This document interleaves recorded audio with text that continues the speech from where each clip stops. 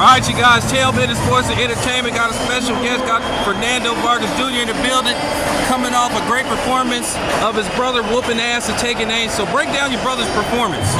You know, I feel my brother did a great job. You know, tonight, with a crafty fighter in there, at the end of the day, very durable. Sometimes you can hit everybody, somebody with everything in the kitchen, and they're tough. So you gotta take your head off to that guy, and I know he can't fight. So when can we see you in the ring? I'll fight next month. Are you on the New York card? No, not New York card. I'm fighting El Paso, Texas. On a Martin Nation card at 147.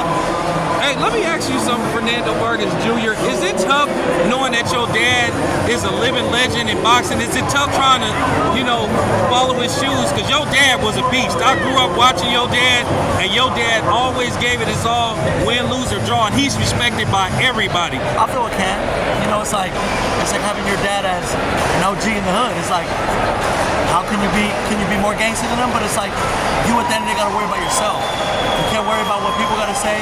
Granted, my dad's a legend, but it's a give or take, bro. It's hard because look, you saw my brother fought. As soon as a guy lands a shot or two, the whole crowd starts screaming. So, it just comes with the territory. But I'd be lying to you if I said that it didn't have no pressure. Of course it does. But it makes this training that much harder. So let me ask you something. When you see your brothers fight, when they in the ring, and then when you not in the ring, is this sort of like some similar rivalry? Do you be like, okay, well, my next performance, I gotta I gotta outdo him. Is this sort of like that too? Do you guys try to outdo each other? I'll say to an extent. There's no wrong with friendly competition. We're brothers, but at the end of the day, it's like we do want to push each other, and we do try to compete with each other. There's nothing wrong with that. So, I take my hat up to my brother, though. He did a hell of a performance tonight, and I'm looking to get in there, next month. All right, I wanted to get your quick prediction on the upcoming fight.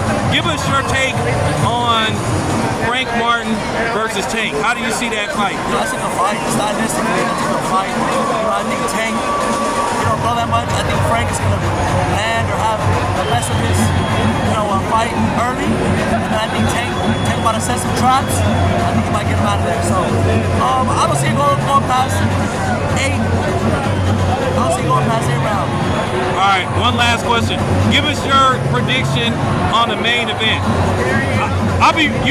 Fernando, you got to forgive me. I don't want to mess up because my Spanish is very terrible. Even though I grew up in Oakland, my Spanish is just terrible. It's okay. So, the main event, what can we say? Navarrete, he's out of a fighter. He's awkward.